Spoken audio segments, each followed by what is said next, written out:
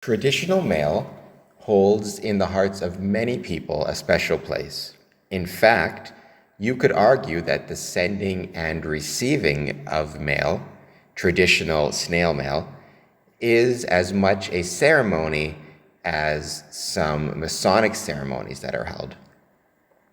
With that in mind, every time a letter or a package or a parcel is mailed, there is an opportunity presented. The stamp used to send traditional mail presents, in fact, a Masonic opportunity, the opportunity to promote our buildings, our craft, and ourselves. 2021 marks for both the beautiful Windsor Masonic Temple and Harmony Masonic Lodge, which meets at the Windsor Masonic Temple, 100 years of community service and brotherhood. To commemorate these milestones, I used Canada Post's Picture Postage Program, and I'll leave a link in the description, to commission stamps featuring, respectively, the Windsor Masonic Temple's iconic facade and Harmony Masonic Lodge's official logo. And that is the thumbnail I'm using for this video.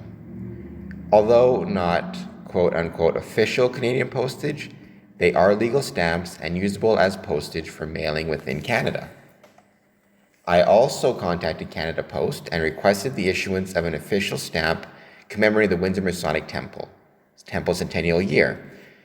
In January 2021, Canada Post got back to me and advised me that the Canada Post Stamp Advisory Committee will be reviewing my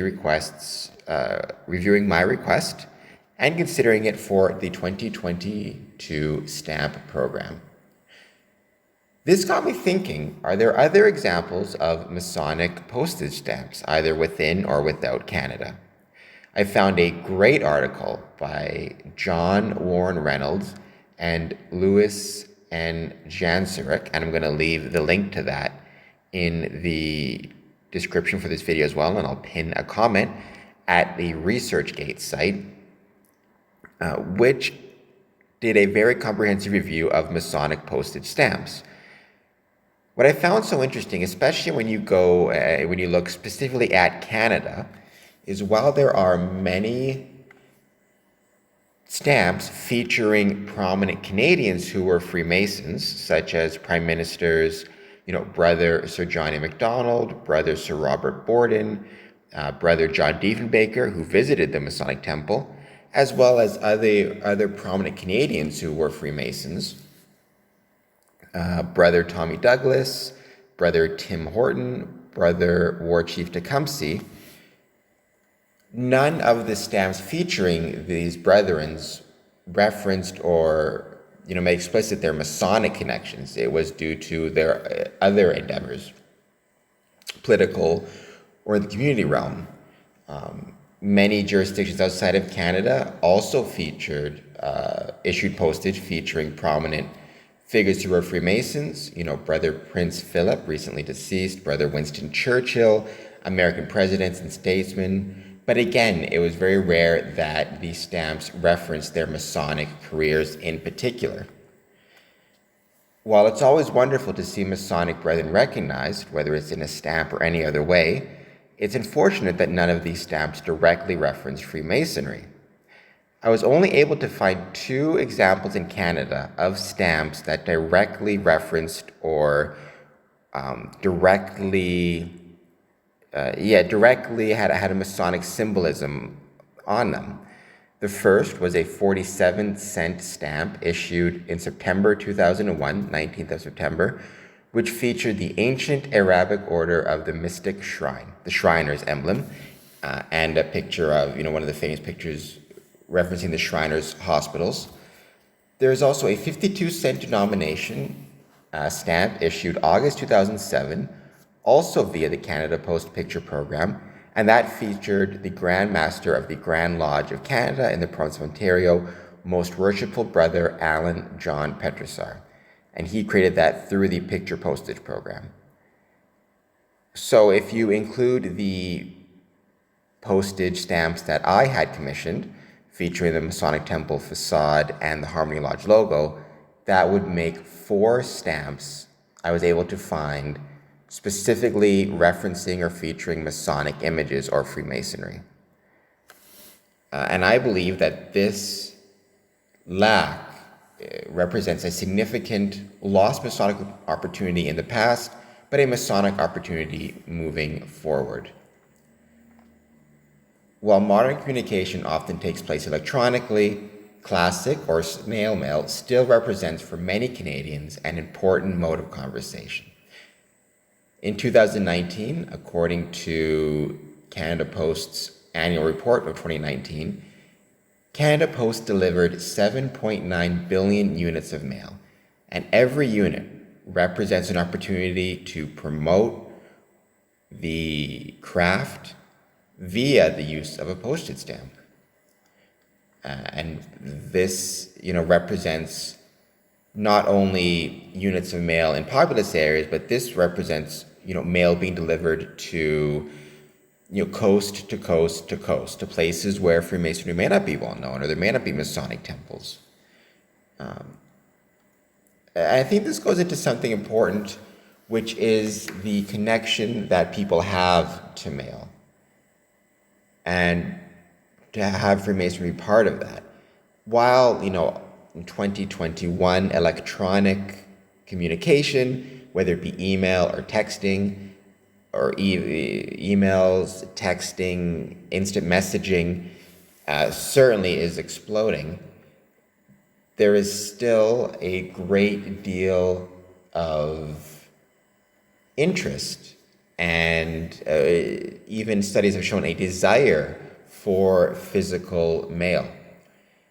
In a Gallup poll taken a couple of years previous, 94% of respondents said they loved receiving a physical letter in the mail from someone they know.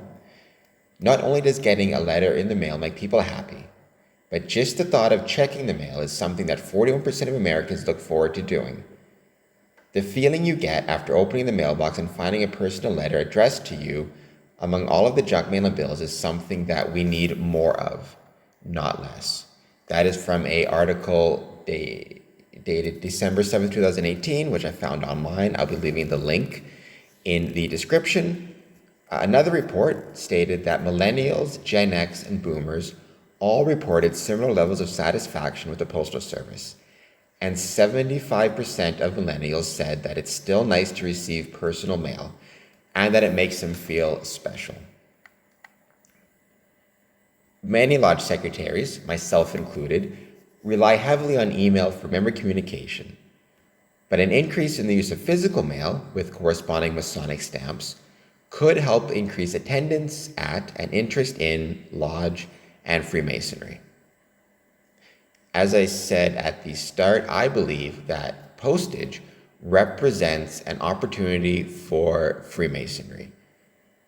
It can either be explored or taken advantage of through an official request to the Stamp Advisory Committee, which is a type of thing that should be, or perhaps could be, done in concert with all the jurisdictions in Canada, for example. If each one makes a request for a stamp commemorating Freemasonry, you could work on developing a national set of, say, 12 stamps, each one featuring a unique building or prominent Mason in a jurisdiction in Canada, or each Grand Lodge, or even a local temple or a local lodge, could take it upon themselves to create postage using the picture postage program. And then that would give Masons and stamp collectors and people interested in the craft, something to collect. They could try to collect all of the different stamps. And again, the satisfaction and happiness people feel upon receiving a physical letter, especially in this day of increased electronic communication, having Freemasonry go back and connect itself to something that is quote-unquote old-fashioned, but that people have nostalgia for, in this case physical mail, I think presents an opportunity to promote the craft, to millennials, Gen X, boomers, promote Freemasonry, and create a unique and memorable keepsake to be used by Grand Lodge, Lodge secretaries, and the craft as a whole. I published this article in medium.com. I will leave the link in the description. Thank you for tuning in to this Wednesday information video. Please take a few moments to hit like, subscribe, comment. If you know of any Masonic postage stamps, or you've seen any, please let me know in the comments to this video. I'd really appreciate it because I think it's a really cool and interesting idea. With that, thank you so much for tuning in, and I will see everybody Sunday for another podcast episode, followed by next Wednesday for another Wednesday information video.